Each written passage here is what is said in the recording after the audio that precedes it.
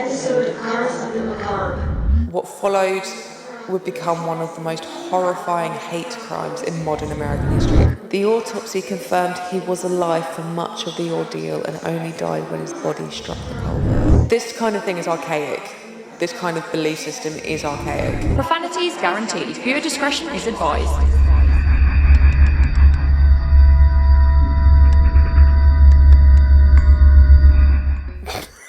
Hello. Hi, stranger. How are you? All right. Pretty girl Hot. with the straight tea.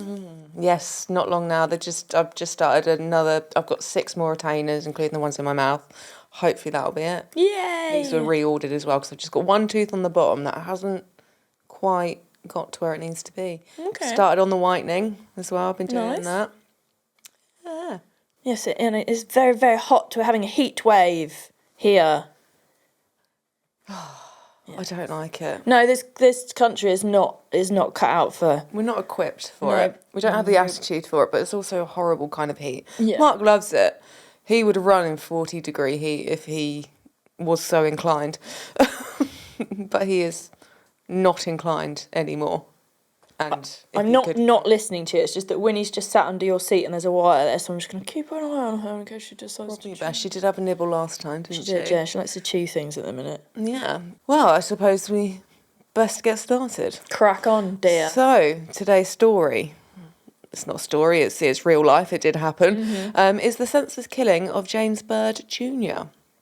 Now, James Byrd Jr. was born on the 2nd of May 1949 in Beaumont in Texas. He was the third of 8 children. 8 kids. Yeah. That is bonkers. I mean, that's just nightmare right there. One is too I mean, much. some people love kids, and hats off to you, I just don't have the patience. No, me neither. The family was quite close-knit.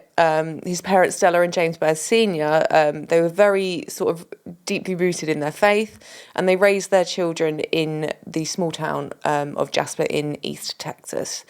Their life revolved around the church, and his mother was a devoted Sunday school teacher, and his father was a respected deacon at the Greater New Bethel Baptist Church. James himself also played his part, and he sang in the choir and played the piano. Oh, Talented little man. yeah. Oh, little man, that sounded really offensive. I didn't mean that, like, when he was younger, Yeah. is what I'm talking no, about. absolutely. In 1967, Byrd received his diploma from Jasper High School, and he was one of the last students to graduate before it was consolidated with Jasper High as part of a desegregation plan. Oh, okay. Yeah. So, yeah, moving forward from all of that rubbish, that should Yep. never have been a thing, but it was, unfortunately. And, well, I say moving on. As we get further into the story, realise we haven't moved on that much. He had the grades, he had the potential and the encouragement of his parents to pursue higher education like his older sisters did. But instead of going to college, he chose marriage. He started a family and he soon became a father to 3 children, Renee, Ross and Jamie. For work, Byrd sold vacuum cleaners door to door, so as a salesman, but he didn't really have a very easy life. He struggled with alcoholism, and that sort of fighting that led him down some difficult paths. He spent time in prison for petty theft, and by the early 90s his marriage had crumbled, and that did end in divorce in 1993. 3 years later, Byrd found himself back in Jasper looking for a fresh start. So, I mean, hats off to him. He's not trying to sort of keep down that dark path. He's trying to Sort himself out. Exactly. So he joined Alcoholics Anonymous. He was determined to turn things around. Despite the challenges he did face, those who knew him best remembered a man who was warm, friendly and full of life, with an easy charm and a talent for music and a presence that could light up a room. Oh, that's nice. I know. I think that there's a lot of people that I think would say anyone who is suffering from alcoholism, drug addiction, things like that, you think they're, for want of a better word, scum. Like, you know, layabouts, that kind of thing. But that's really not the case. A lot of these people have these demons that they're fighting, but they do want to have a better life and things like that. Yeah. For example, Rich. You know, the drug addiction masked who he really was. Yeah, absolutely. So, yeah, I think there's still a stigma. And I think people who don't experience it firsthand from friends or relatives, I think it's easy for them to cast aspersions on people and think, oh, they're down and outs. No, absolutely not. Yeah, It happens to exactly. anyone. Same with homelessness. Don't get me wrong, you will get some that, aren't stand-up citizens who have just fallen on hard times. Sometimes they're not just trying to survive, if that makes sense. Yeah. I think there was a bit of an epidemic of homeless people that weren't actually homeless in Cambridge, just begging on the street, and that's how they got their money. Oh. Yeah. Oh, okay. So that was a thing. Oh, I didn't even know that. Yeah. Yeah. That was a few years back. I don't know if it's still a thing. But yeah, so a lot of the time, the people who have these issues aren't awful people. His presence could light up the room and indeed the town that he lived in. His music brought people together, and although he was disabled, which happened after he had a fall, he was a familiar sight around the town. He was ambling through town, stopping to visit neighbours. He was always armed with a joke or a song, and his voice, which was rich and soulful, could command a room. His fingers danced effortlessly across the piano keys, and when he lifted a trumpet to his lips, the air filled with something close to magic. Oh, that's nice. He was more than just a musician, though. He was essentially part of the town's heartbeat. When there was a birthday to celebrate, James was there. When there was a funeral, he played the music, and that would help carry people through. So his performances, they weren't just sort of entertainment. They were moments of connection that is part of Jasper's history, really. So those who knew James, family, lifelong Jasper residents, speak of him with admiration because he wasn't just a man who played music, he was the music.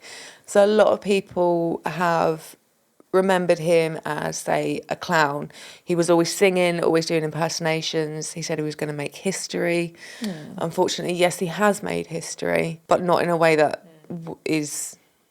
In the wrong way. Yeah. It does sound like he was really part of the community. Yeah, and, just one of those people that always would have a smile, and you'd always have a smile for him, and, you'd be happy to see him, and he'd be happy to see you, which... is quite lovely, because that's quite a rare thing in the community these days, I think. Someone else said that he liked being around him because he learnt a lot from him. He enjoyed people and people enjoyed him. Someone else said that he remembered him as a jolly person who loved to sing, and everybody knew James Byrd Jr. Everybody loved him because of his personality and the way he'd get along with people. So he was a people's person. Yeah. On the 7th of June 1998, Byrd had spent the day doing what he loved most. He was sharing laughs, drinks and stories with friends in Jasper. As the evening stretched on, he eventually started the walk home, making his way across town toward his apartment. At some point along the way, a pickup truck pulled up beside him, and inside were three men, Sean Berry, Lawrence Brewer and John King. They offered Byrd a ride, and he accepted. Earlier that night, three men had been cruising around Jasper. They were drinking beer, they were looking to pick up women. Some witnesses recalled seeing Byrd in the bed of a grey pickup truck with two or three men up front between 2:30 and 2:45 a.m. Later on, Berry... Sorry. Oh. You can tell it's been a while. It's either been a while or we've been talking too much, but since this is the first episode we're recording, it's just, it's been a while. It's been a while and it's hot. So later on, Berry himself admitted to picking Byrd up that night, but he claimed he didn't know him personally, but recognised him as a familiar face, someone often seen walking the streets of Jasper. Sadly, Byrd never made it home. Instead of taking him back to his apartment, Berry, Brewer and King drove east, so out of Jasper, away from the town, until they reached a small clearing in the woods. Investigators later pieced together the scene. There was evidence of a struggle. Upturned grass, disturbed dirt, the shattered remains of a beer bottle, all consistent signs of there being a ruckus. Yeah, I was just going to say ruckus. Oh. That's literally the word that came into my head. So scattered among it were all small items that could have fallen from a truck or been left behind in the chaos. It was there in the darkness of that clearing that the three men launched a vicious, and I mean vicious, attack. They beat James Byrd mercilessly. Brewer took it further. They sprayed James's face with black paint, an act as cruel as it was dehumanising. Yeah. You know, James Byrd Jr. was a black man. They chained Byrd by his ankles to the back of Berry's pickup truck. This is awful. They started the engine, tyres dug into the dirt, and the truck began to move, first along the rugged trail, then onto the hard pavement of Huff Creek Road. For nearly 3 miles, Helen. God, that's awful.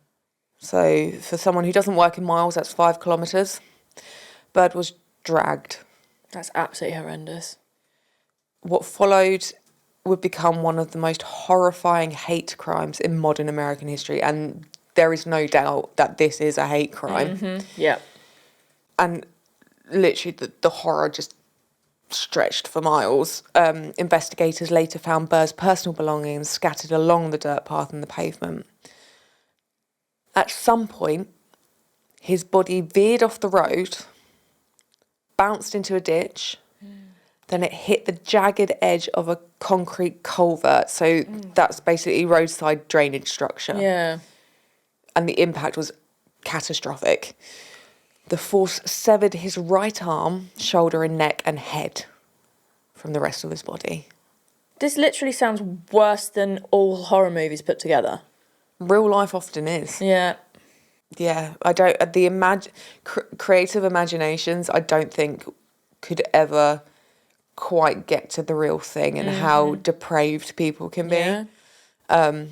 I mean, they do their best, and absolutely, you know, some of the things you do see in horror films do happen in real life as well.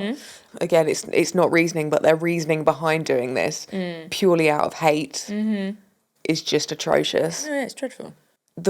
So obviously he has been disconnected somewhat, and what remained was dragged for yet another mile before the truck finally came to a stop. We've said this before, that it's impossible to comprehend one person would be that evil. 3 people together? What? Like, how did these 3 people get together? How are they all that evil? It's just, oh my gosh. There must be some sort of radar. So you know how people joke about gaydar? Yeah. Where you can tell if someone is gay. These people must have their own kind of radar to gravitate towards each other. It's like, oh, Evil you're radar. evil. I'm going to come and hang out with you. Yeah. But to be honest, I will explain that they did know each other. Right. Yeah. But again, what are the chances of 3 people in close, you know, that close proximity? Being that depraved. Yeah. Blech. So King, Berry and Brewer dumped, essentially, what was left of James Byrd Jr. in Jasper's segregated black cemetery. So a final act of cruelty steeped in just pure hatred. Pure hatred and racism. I tell you who's got pure hatred, me, for those 3 what's-its. Poop, mouth. Gutter slugs. Yeah. Then, as if nothing happened, they went to a barbecue. What? How could they eat? Oh, I'm allowed to put a swear in. They're the lot of them. That was a big swear. Yeah. That will get bleeped out, I know that. Yeah. Do you know how it's very difficult not to swear when you're talking about people like this? Right. Really, really difficult. Just, there's something about doing something so heinous and then immediately after doing something really normal that just makes it creepier. The fact they could eat after that. Like that, what? I mean, I'm not one to judge. Like, I could have been in a post-mortem and then I would get hungry. Yeah, but you didn't do that to those people. Well, no. It's not the same. No, it's definitely not the same. It's definitely not the same. But yeah, like just, there's something about being able to switch between not normal and normal. Yeah. That really baffles me. Yeah, really. But I think that just describes the length of just how disgusting these... They're not human beings. No. They're trash bags. Yeah. That have split and all the garbage juices running fermented and mouth, gutter slugs, like we yeah. just said, yeah. Vile, absolutely vile. So to this day, no one knows exactly how long Byrd was alive during the dragging. Oh, I think that's another thing as well. It's just how long? that is Like, just... You cannot even begin to imagine the pain. The how terrified. Knowing that you're probably, I mean, I can't say, but I can imagine myself in that situation being like, I'm going to die, knowing you're going to die. And it's not going to be peaceful. No, it's not going to, you're not just going to slip away. You're going to be ripped apart, tortured, torn apart, yeah. all for the colour of your skin. It's absolutely horrific. Brewer later claims that James's throat had been slit beforehand, but forensic evidence suggests that Byrd had been struggling, so trying desperately to keep his head up whilst he was being dragged. So obviously, trying to avoid any head trauma. Yeah, I just can't. My brain cannot comprehend. It's just bonkers in a bad way. The autopsy confirmed he was alive for much of the ordeal and only died when his body struck the culvert. Oh my God. See, I would hope that he would have been knocked unconscious. I can only, passed out from shock or pain. Yeah, exactly. As quickly as possible. Yeah, exactly. We can't allow him that little bit of mercy. I mean, even it's not mercy, is it? But if you can pass out and not be aware of what is happening, but then if he is keeping his head up, I very much doubt he was unconscious. That's it. Oh, my heart is breaking. It's nightmare for this man and his family. A man, a father, a friend, tortured, murdered and discarded. Again, like I said, simply for the colour of his skin. Yeah.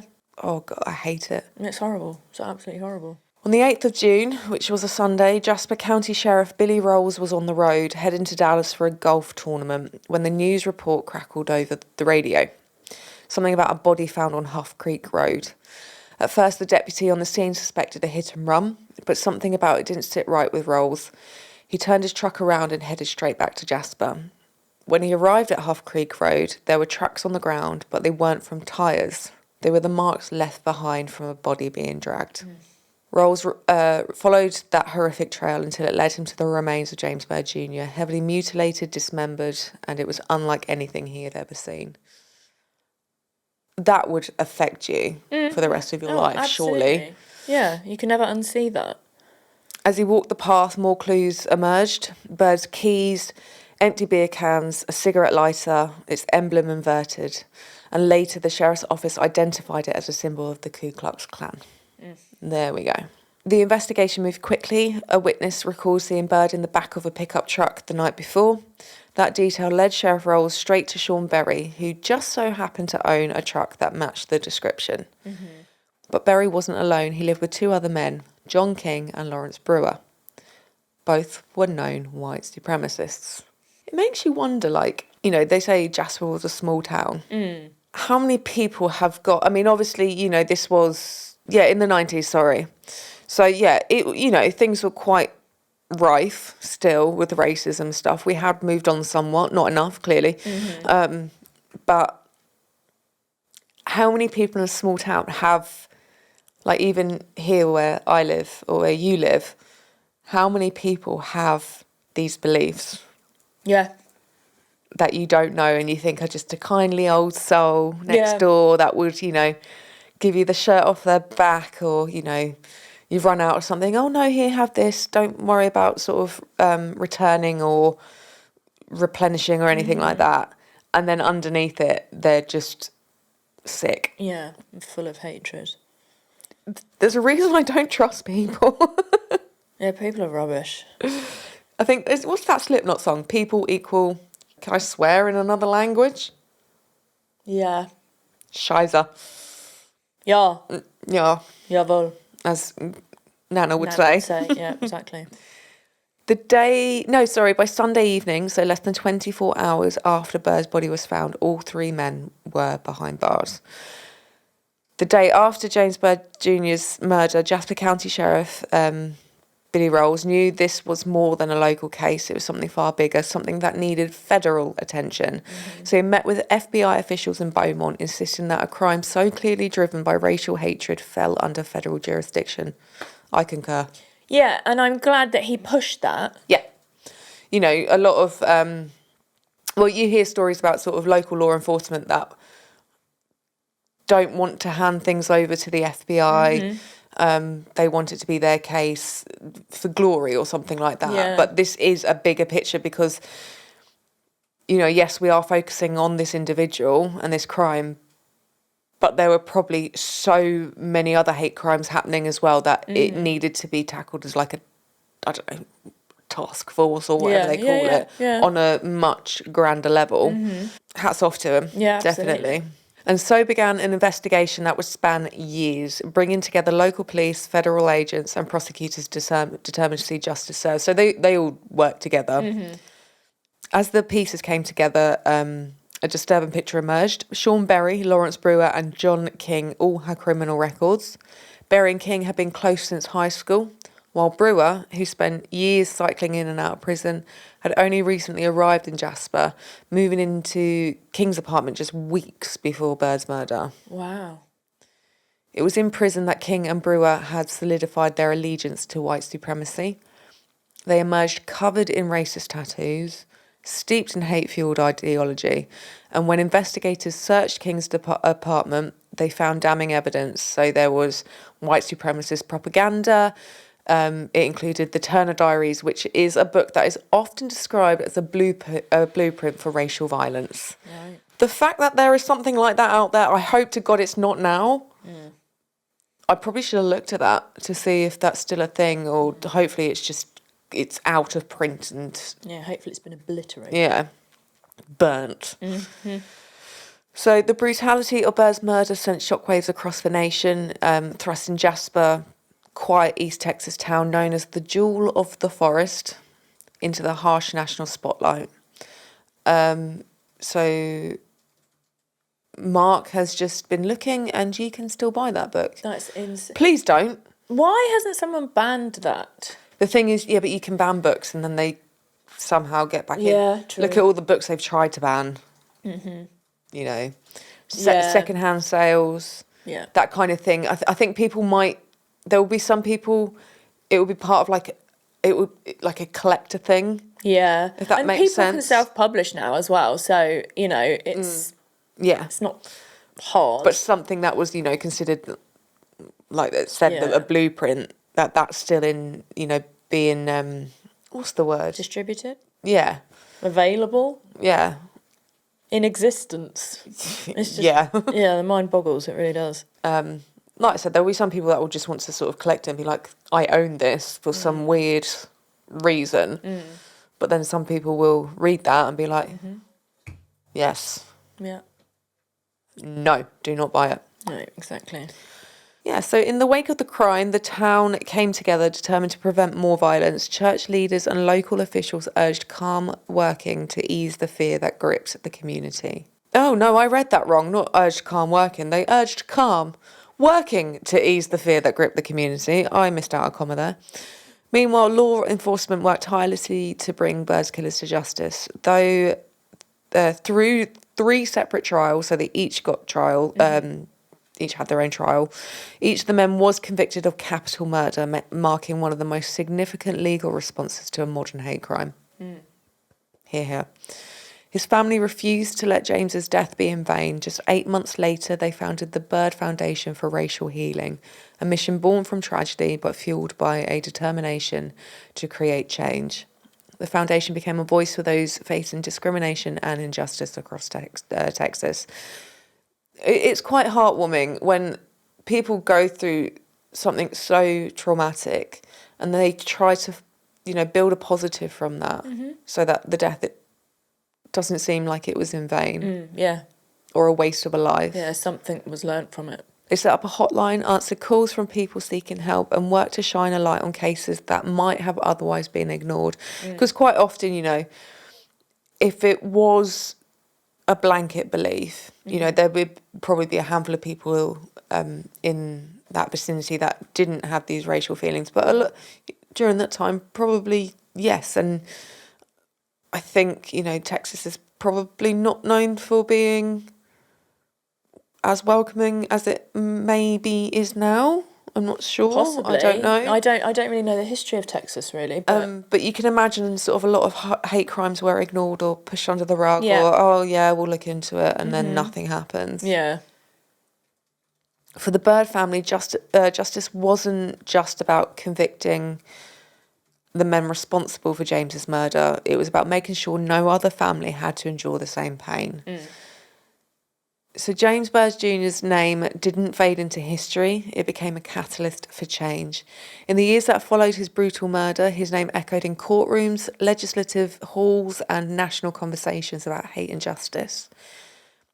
So this really sparked something. In 2001, after years of pressure from activists and the Byrd family, Texas finally took action, signing the James Byrd Jr. Hate Crimes Act into law by then Governor Rick Perry. This came after a battle that had started under George W. Bush's leadership.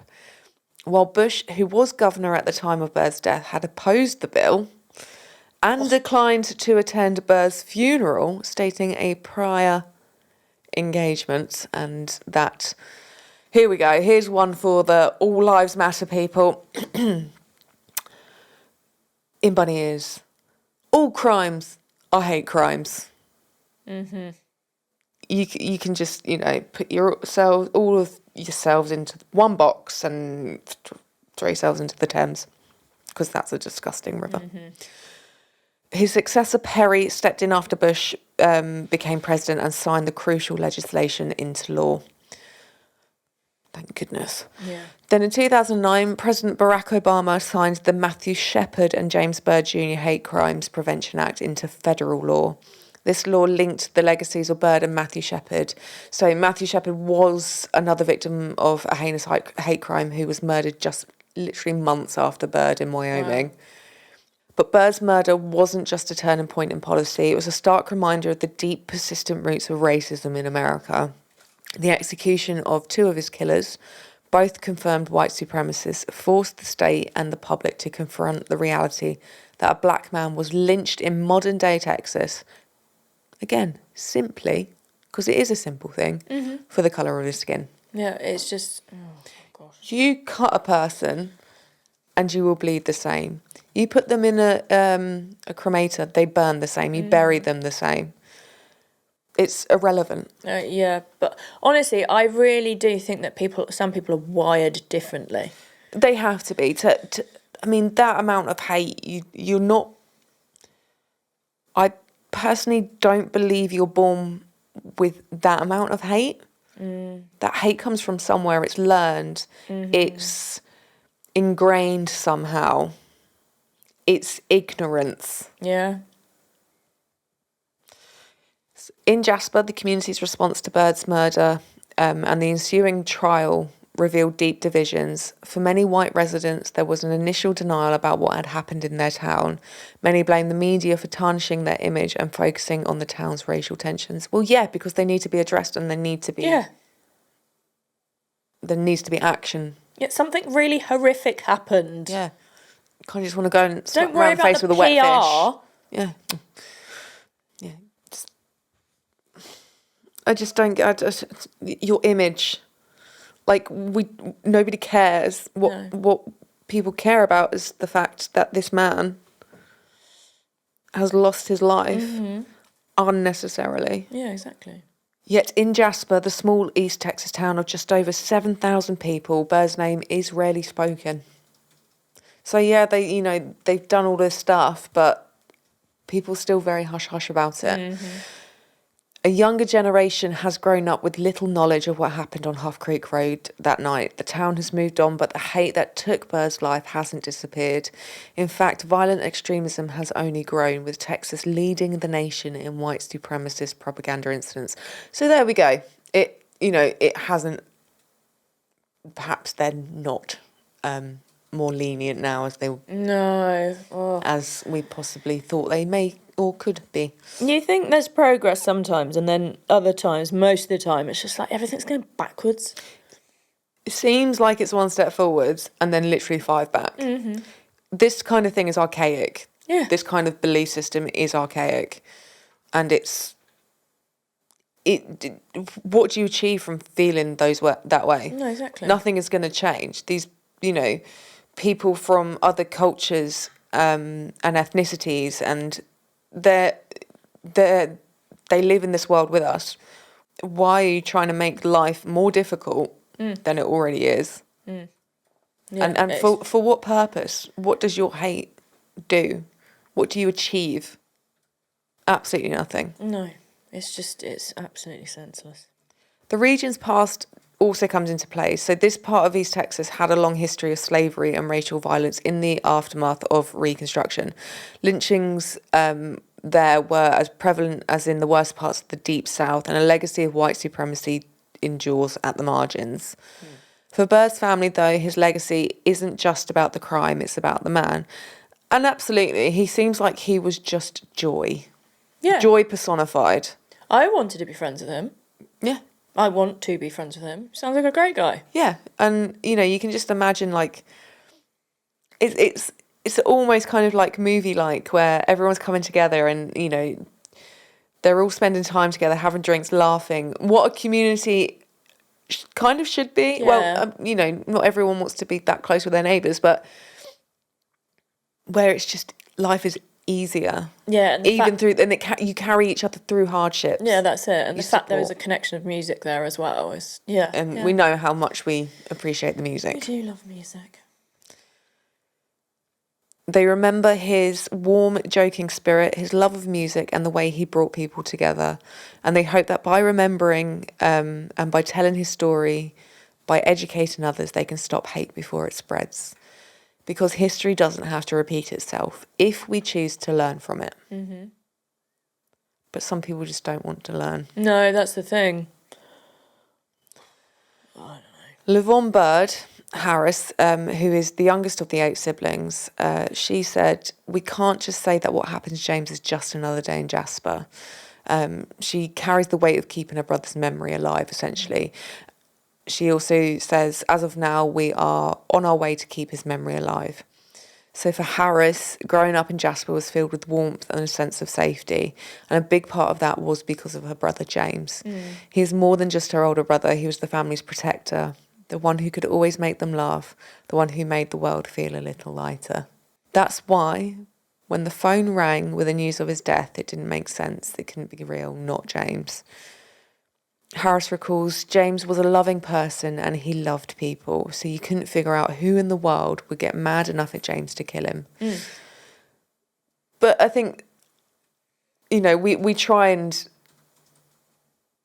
explain away or rationalise why people hate others. But really, hate doesn't need a reason.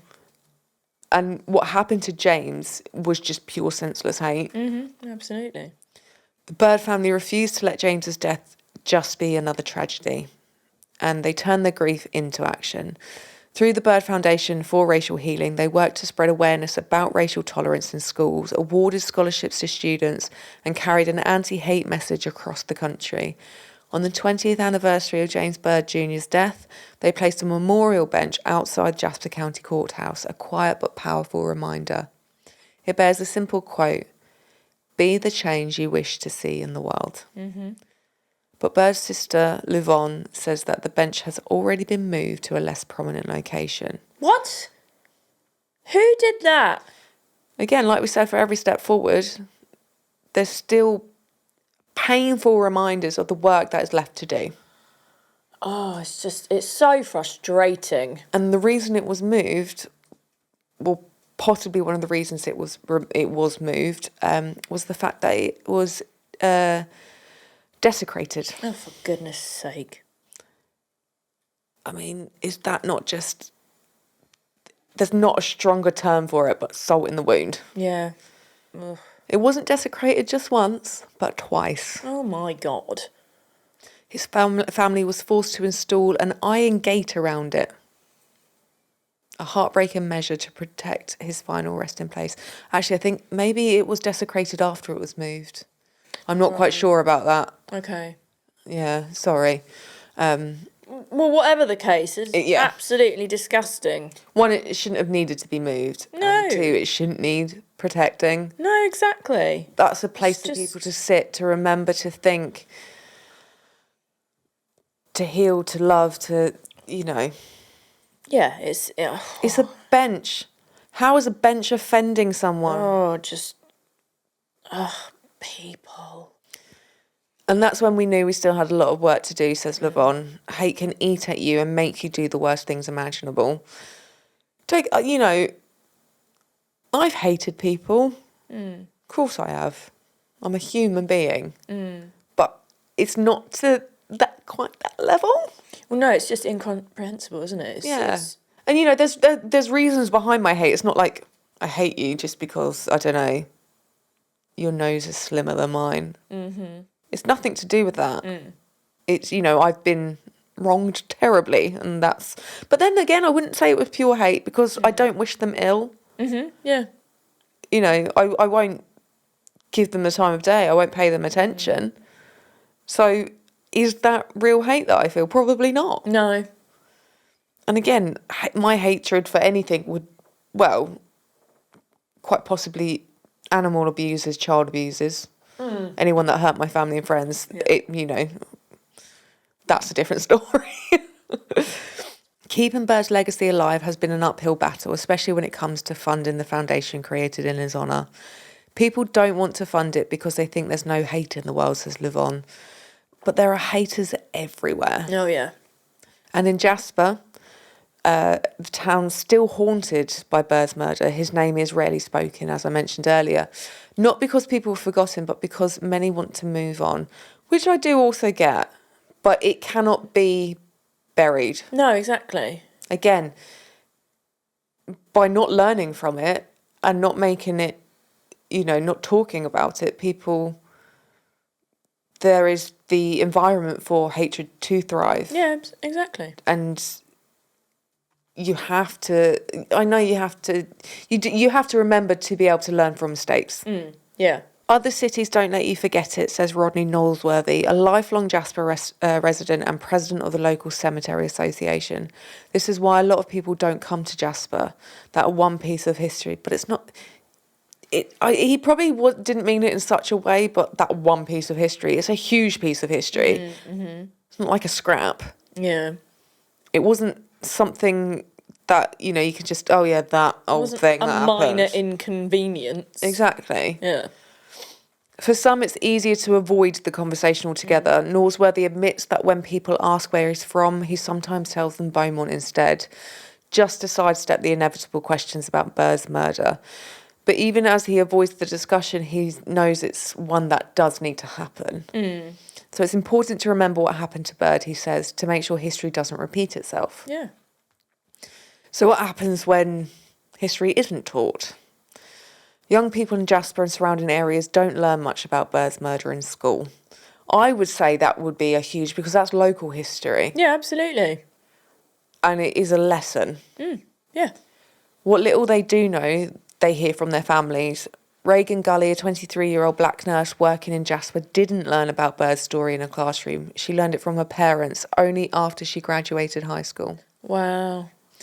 So a crime that shocked the nation, a name etched into federal law, yet for many in Jasper, James Byrd Jr. has become a ghost.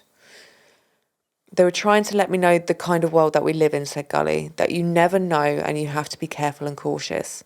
For Brittany Cloud, a 36-year-old white administrative assistant in Jasper, the weight of that same lesson hit home in a conversation with her 13-year-old niece. Brittany was shocked to learn that her niece had never heard of James Byrd Jr. When she took her niece to see Byrd's grave and shared the tragic story, the young girl's eyes grew wide with disbelief. It just blows my mind, Cloud says. The youth is not talking about it as much as we did. And then that's local history. But when does it get to a point where certain other historical things that were huge moments in the world's history are not taught anymore? Yeah. We should know about the important things that have had an impact on people's lives and where they live, as well as the world. Yeah, absolutely. And how, neighbouring countries or not even neighbouring countries have been affected by things that have happened to them. James Byrd Jr.'s legacy is fading, even in the town where it happened, but there are those in Jasper who won't let it be forgotten. Anderson Land, the second black person to hold office in Jasper's history, was elected mayor. The first was R.C. Horn, who served when Byrd was murdered. Land acknowledges the tragedy that still looms over the town, but he's determined for Jasper to move forward. We don't want to keep rehashing it, Land says. We want to move on beyond that. What was done to him was tragic. In order for Jasper to grow, we need to move on. But for the Byrd family, moving forward means remembering, which I agree. Mm-hmm. Yeah.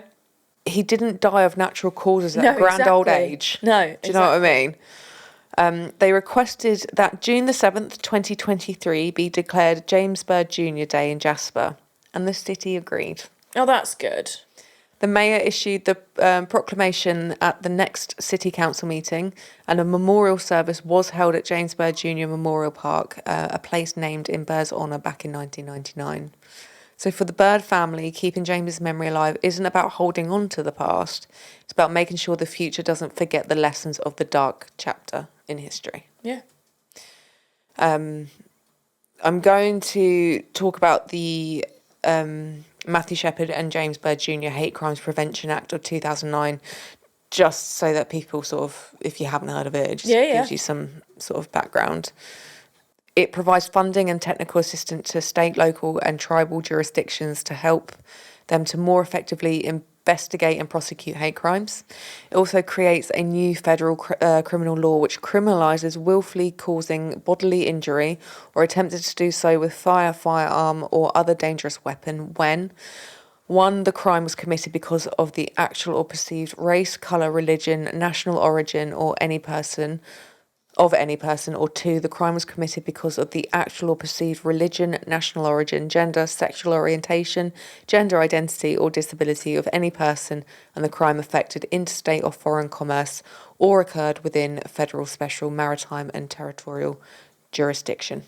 There is obviously a lot more that you can sort of look into with that. Yeah, absolutely. And I would urge you guys to do so, because just so that you got an understanding of it a bit more, a bit better, and what you can do to help someone, or if indeed you're being affected by hate behaviour. So what is to be remembered and what's to be forgotten usually depends on who's doing the remembering and who's writing the history, as we know. So and it will always be biased, whoever is in control. But again, this is where I think parents, family members, people of the older generations, I think it is who have seen these things happen. Yeah. Part of the responsibility does lie with them. Yeah, absolutely. I agree. To keep these lessons being learned and to try and prevent whatever can be prevented. Yeah. So that is the absolutely horrific story of the murder of James Byrd Jr. It's just awful. I feel like I need to wash my brain out with bleach. Bleach. Yeah. Oh my God. Yeah, it's a horrible one. I've got shivers. But yes, if you, for want of a better word, enjoyed this episode, please go ahead to our Linktree, Linktree/Cars and Macabre. You will find all of our socials on there. Instagram, Facebook, TikTok, YouTube. Don't forget to like and subscribe. On the Linktree, you can also find link to our merch. Go buy our merch. Which is it's good. Awesome. It is really awesome and very comfortable. Thank you very much to Mark at Park Lane Studios for doing all of the sound, the production, the lights, general management of us two absolute brain foggers. We are brain foggers. Not that we're, I don't know, we're not bestowing brain fog upon people, but no, we are fogged of the brain. We are, Yeah, we are brain fogged. Yeah. Yeah. Is there anything else? Don't think so, just...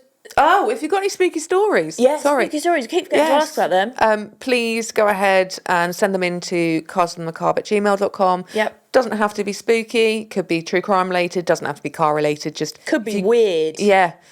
If you've got anything good, please just send that through to us. We want to hear them. We want to do another episode where we read out your stories. Absolutely. Yeah. On that note, I'm going to have a coffee.